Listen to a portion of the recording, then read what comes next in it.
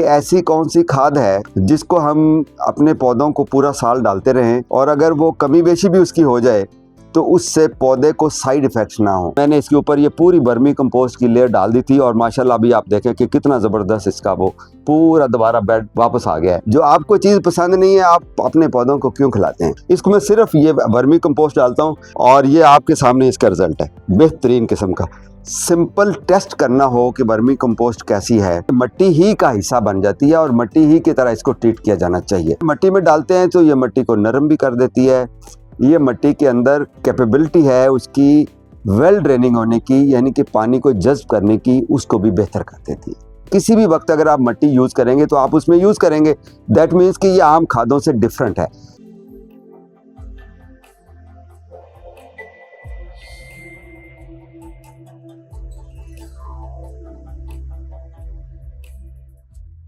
अस्सलाम वालेकुम दोस्तों, मैं हूं आपका जावेद इकबाल। आज 30 नवंबर 2024 है। मौसम बहुत अच्छा है, ठंडा ठंडा मौसम है। खिज़ां का मौसम शुरू होने वाला है या हो चुका है। कुछ दरख्तों के ऊपर पत्ते हमें येलो नज़र आने शुरू हो गए और इस वक्त जो पौधों की ग्रोथ है एज सच, जो परमानेंट प्लांट्स होते हैं, जिस तरह हमारे फ्रूट ट्रीज होते हैं, जिस तरह हमारे ऑर्नामेंटल प्लांट्स हैं या बड़े दरख्त हैं, उनकी ग्रोथ जब सर्दियाँ स्टार्ट होती हैं तो वो रुक जाती है। नई कॉम्पलें कम दरख्तों पे निकलती हैं। एक्सेप्शंस हैं, बहुत सारे ऐसे दरख्त हैं जो पूरा साल अपनी शाखें निकालते रहते हैं, लेकिन मोस्टली जनरली ये होता है कि खिज़ां में जो वो ओवरऑल ग्रोथ होती है वो रुक जाती है। अब इसके बरक्स हमारे वो पौधे जो फूल के लिए हम लगाते हैं, सब्जियों के लिए लगाते हैं, जिनको हम सीजनल प्लांट्स कह सकते हैं, उनकी ग्रोथ मौसम सरमा की वजह से नहीं रुकती, क्योंकि वो मौसम सरमा की लट से सब्जियां हैं या मौसम सरमा के फूल हैं, तो वो इस मौसम में उनकी ग्रोथ चलती रहती है। अच्छा जी, बहुत ज़्यादा एक सवाल मेरे से पूछा जा रहा है कि ऐसी कौन सी खाद है जिसको हम अपने पौधों को पूरा साल डालते रहें और अगर वो कमी बेशी भी उसकी हो जाए तो उससे पौधे को साइड इफेक्ट्स ना हो, यानी कि पौधे को उसके मुज़रात ना हो, मुज़र असरात ना हो। याद रखें, कोई भी हम खाद डालते हैं तो बेसिक 3 एलिमेंट्स होते हैं उसके अंदर, नाइट्रोजन, पोटेशियम एंड फास्फोरस, जिसको हम सादा ज़बान में NPK कहते हैं। आपने NPK 2020 का नाम भी सुना होगा। इसमें मुख्तलिफ रेशोज़ के साथ NPK आती है, 16-16, 18, 15-15, 54, इस तरह मुख्तलिफ। तो बेसिकली NP और K 3 एलिमेंट्स हैं, आप इनको गूगल कर लीजिए। मेन चीज़ है नाइट्रोजन, जिससे पत्ते फलते फूलते हैं। उसके बाद पोटेशियम और फास्फोरस है, जिससे कुछ तनासब ऊपर नीचे करने से हमारे फल और फूल को फ़र्क पड़ता है या उसकी जड़ों को मजबूती होती है। तो आप इसको मज़ीद गूगल कर सकते हैं, हम ज़्यादा टाइम इस पर ज़ाया नहीं करते। अब हमें ऐसी खाद चाहिए जो जब हम किसी पौधे को डालें तो वो मल्टी फंक्शनल हो, यानी कि ये जो न्यूट्रिएंट्स हैं NPK, ये भी किसी हद तक, किसी मिकदार में, किसी हद तक जो मिकदार है वो पूरी करे पौधे की, और जो ओवरडोज भी ना करे, प्लस मिट्टी को भी बेहतर करे, यानी कि उसकी कंडीशनिंग कर दे मिट्टी की। तो उसके लिए मैं आपको रिकमेंड करूँगा वर्मी कंपोस्ट। ये वर्मी कंपोस्ट है मेरे पास, ये 3 kg का पैक है, greengardens.pk पे आपको अवेलेबल है। बहुत अच्छी प्रीमियम क्वालिटी की है, आपको हाथ में लेने से ही पता चल जाता है।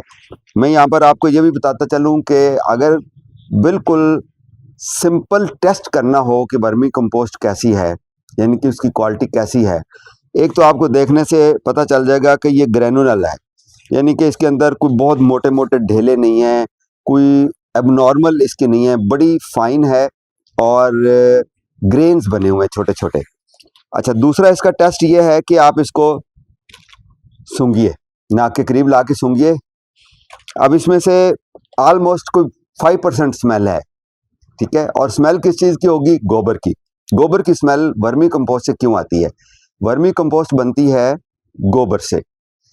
अर्थवर्म्स होते हैं एक ख़ास किस्म के, जिनको रेड विंगलर्स बोलते हैं, उनको गोबर खिलाते हैं। गोबर खा के जब वो अपने अंदर से निकाल देते हैं तो वो एक नेचुरल फास्टेस्ट डिकम्पोजिशन का प्रोसेस है, तो ये ठंडी हो जाती है। गोबर की खाद बहुत गर्म होती है, होती बहुत अच्छी है, लेकिन होती बहुत गर्म है। यूँ समझे वो बादाम है, और जब वो अर्थवर्म खा के उसको निकाल देते हैं तो वो ठंडी हो जाती है। वो ऐसे बादाम बन जाते हैं जो हम रात को भिगो के रखते हैं और सुबह जनाब उसको छील के खा लेते हैं। तो उसका वो जो हिद्दत होती है, जो उसकी कहते हैं जी कि तासीर गर्म है तो उसकी तासीर ठंडी हो जाती है इस खाद की, यानी कि ये गोबर है ठंडी तासीर वाला, जिसको हम वर्मी कंपोस्ट बोलते हैं।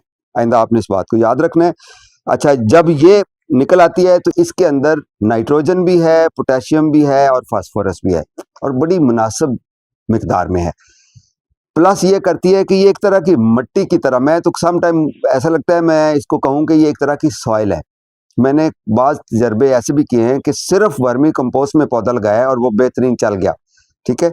वो ऐसे पौधे थे, लाइक टोमेटो है, आप इसके अंदर लगाएं तो वो चल जाता है। थोड़ी सी मिकदार अगर आप दूसरी मिट्टी की ऐड कर दें तो फिर भी ठीक है।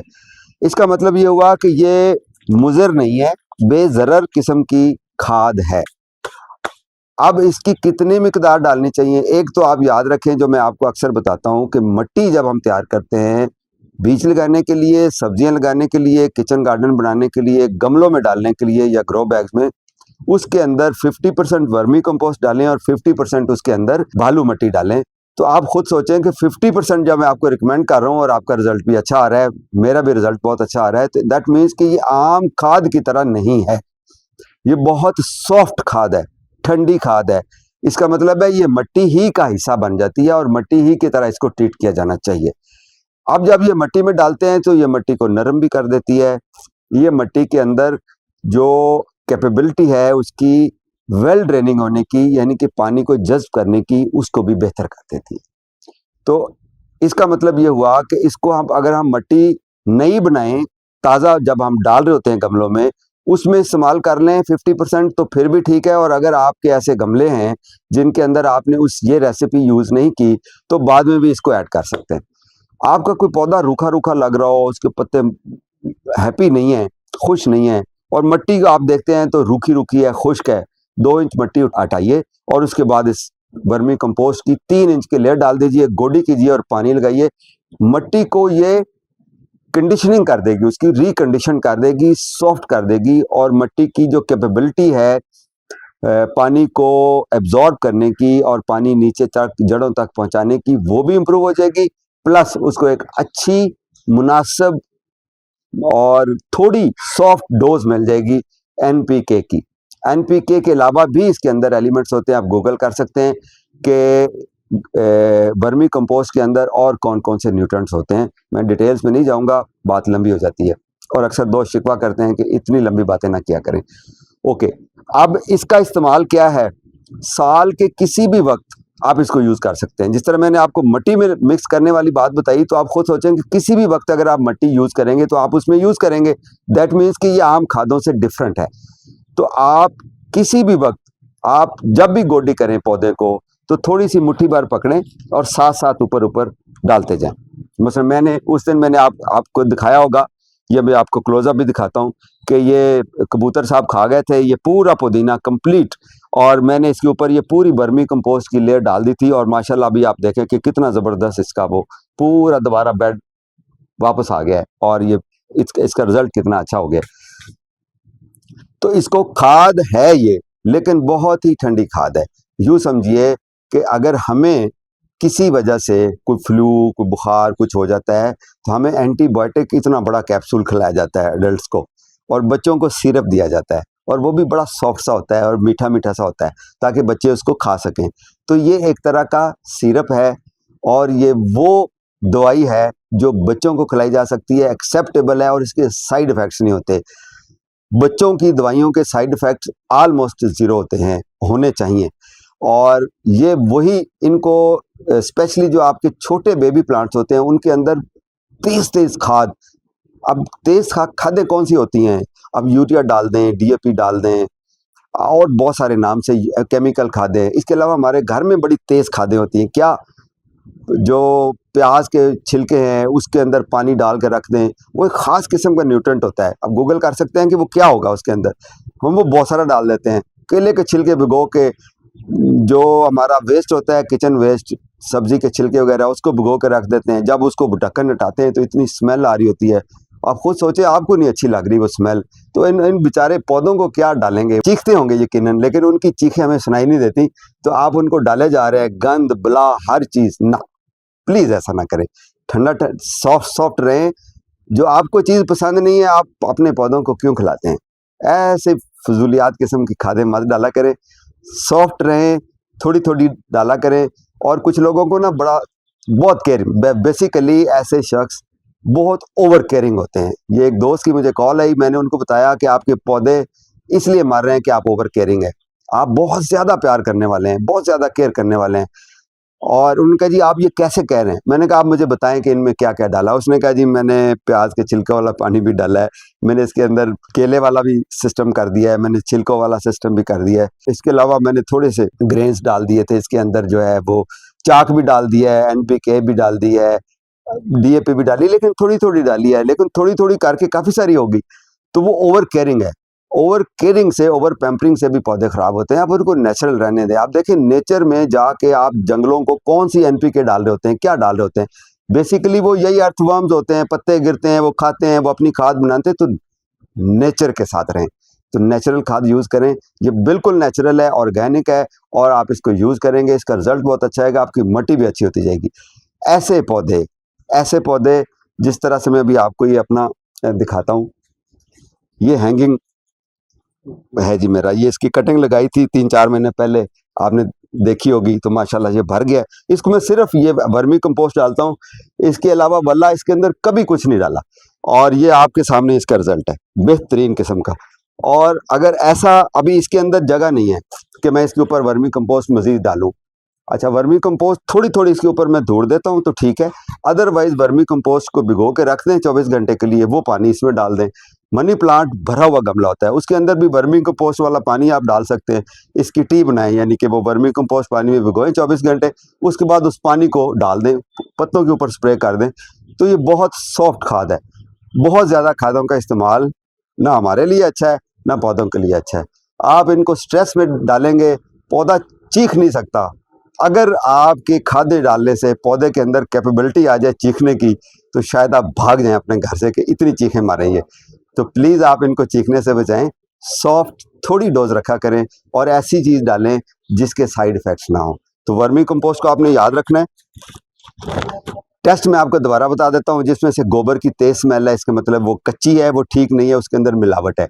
और जो ग्रेनुलर नहीं है, यानी कि उस दानेदार नहीं है, सॉफ्ट, आपको बड़ा उसका टेक्सचर अच्छा नहीं लग रहा, उसके अंदर डेलियाँ बनी हुई हैं, वो अच्छी नहीं है, फंगस इसको नहीं लगी हुई, तो अच्छे ट्रस्टेड सेलर से ये ख़रीद लें और इसके बाद घर में रख लें। ये हमेशा आपके पास होनी चाहिए। greengardens.pk पे 1 kg, 3 kg, 10 kg और मैं भी कुछ दिनों तक 5 kg और 25 किलो की भी पैकिंग अवेलेबल है। बहुत अच्छी प्रीमियम क्वालिटी की और रिजनेबल प्राइस पे है, वैल्यू ऑफ मनी है। आप इसको घर में रखिए, मिट्टी में डालिए, पौधों को डालिए, मिट्टी की रिकंडीशनिंग कीजिए, इंजॉय कीजिए और अपने पौधों को महफूज रखिए। बात थोड़ी सी लंबी हो गई है, लेकिन थी बहुत ज़रूरी। तो आपने जिस तरह अपना ख्याल रखना होता है ना, खुद खाते हुए हम एहतियात करते हैं और बहुत ओवरडोज नहीं करते। मुझे ईमानदारी से बताएं, बादाम बहुत अच्छी चीज़ है।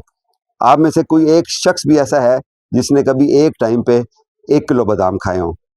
और अगर खाए हैं और वो बच गया हो? बिल्कुल भी ऐसा नहीं है। बादाम बहुत अच्छी चीज़ है, लेकिन उसको खाने का तरीका है, थोड़ी मिकदार में खाएं। कोई भी खाद डालें, मिकदार उसकी थोड़ी रखें, क्वांटिटी थोड़ी रखें, ताकि ये बेचारे जो बोल नहीं सकते, जो चीख नहीं सकते, जो रो नहीं सकते, जो हाथ नहीं बांध सकते, खुदा के लिए जान छोड़ो, हमें इतनी खादें मत डालो, हम इतने इस चीज़ के मुतहम्मिल नहीं हो सकते, हमें इतनी सी काफ़ी है और आप इतनी डाल रहे हैं। तो खाद डालते हुए एहतियात कीजिए, वर्मी कंपोस्ट का इस्तेमाल करें, ये इसके साइड इफ़ेक्ट्स नहीं है और पौधे खुश होते हैं। अपना ख्याल रखिए। Happy gardening.